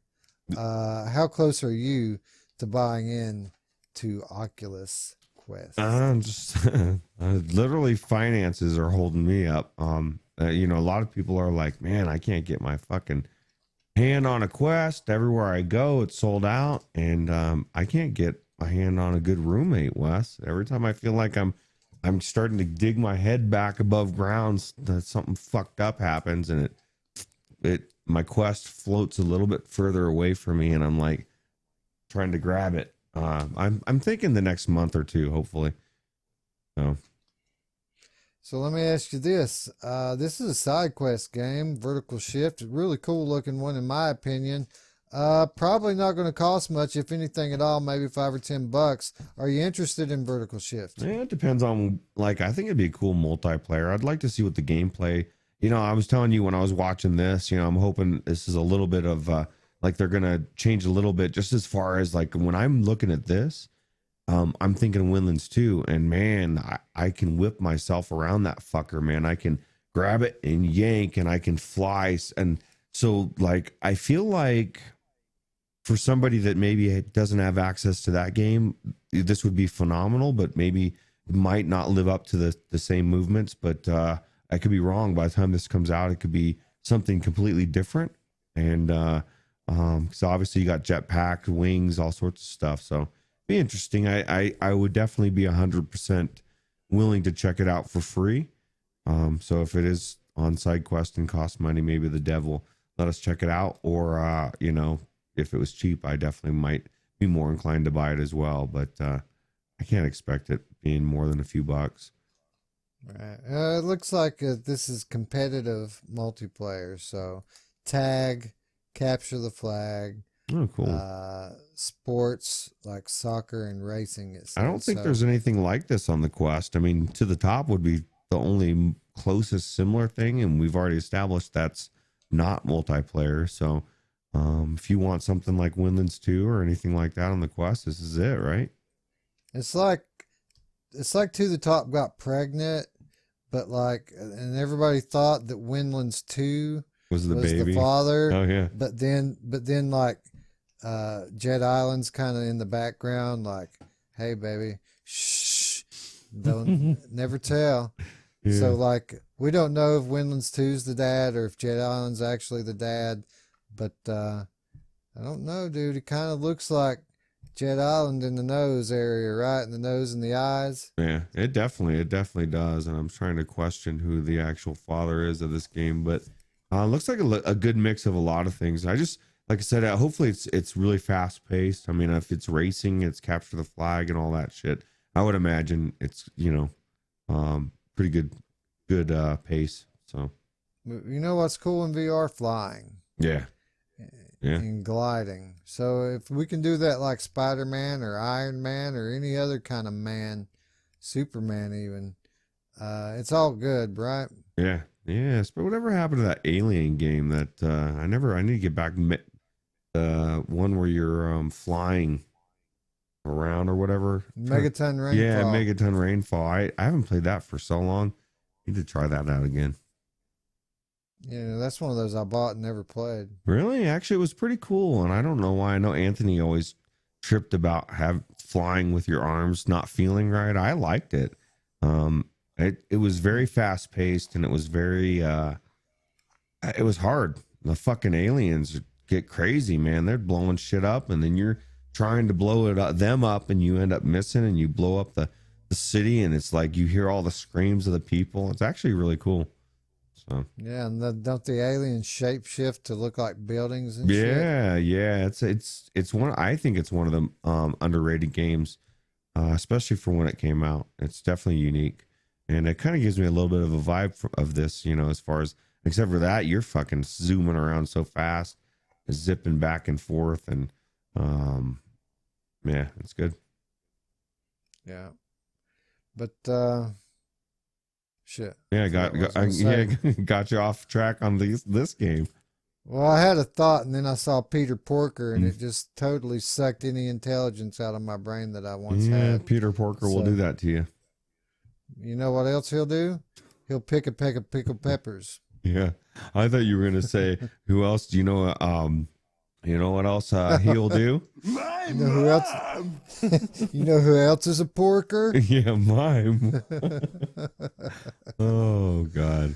All right, we're coming off the rails hard here, Roots. I think it's time to wrap it up and call it a show. Oh yeah. What did you think, friends? Did you like it? If so, click the button that looks like this right here. We'd like to thank you folks for watching. If you're new to the channel, don't forget to subscribe. Click the notification bell to keep up with all of our content. Those of you who are new to the community, look in the description. You'll find an invitation to our Discord. We're on there all day, every day, talking VR, talking other crap. It's unbelievable. It's pandemonium. We're, I don't know. We're thoroughly crazy, right, Roots? Cats and dogs are living together, and yeah, it's crazy. Now, it's fairly obvious once you get on the Discord for about a day, right? Well, what's cool about it is, and everybody is like-minded, you know, like everybody's looking for articles and like the new shit that's coming out, and like, hey, we just saw this article about this, and so people are posting that, or gameplay or discussions, and we really do get a lot of into a lot of good discussions. And I might be biased, but I do believe it's the best community on YouTube. So bias is not allowed on our Discord channel. Yes, none. No, that's not true. We have some very biased individuals on there, and we love them for it. Yeah, we love everybody. Anyway, be sure to check out the Discord. And again, friends, if you're not subscribed, please consider doing so. We're trying to push. We're trying to get to that push to that big 1,000 because we have some cool things planned for that milestone as far as expansion of our channel and things that we want to do for you guys in the future. So be sure to click subscribe. Be sure to click the bell so you know when all of our videos come. It's not like they come on a clockwork, Roots. Every now and then, Virtual Strangers comes before a Monday show, and then all of a sudden it's coming after the Monday show, and people are like, hey, wait a minute. Was it 43 last week? Yeah. Nah, bro. 43 is now. Yeah, 43 forever. Anyway, be sure to click the thumbs up if you liked the video. And with that said, friends, we'd like to thank you for watching. And for Roots, He's well. I'm Wes. We'll see you tomorrow, friends. Bye-bye. Take it easy.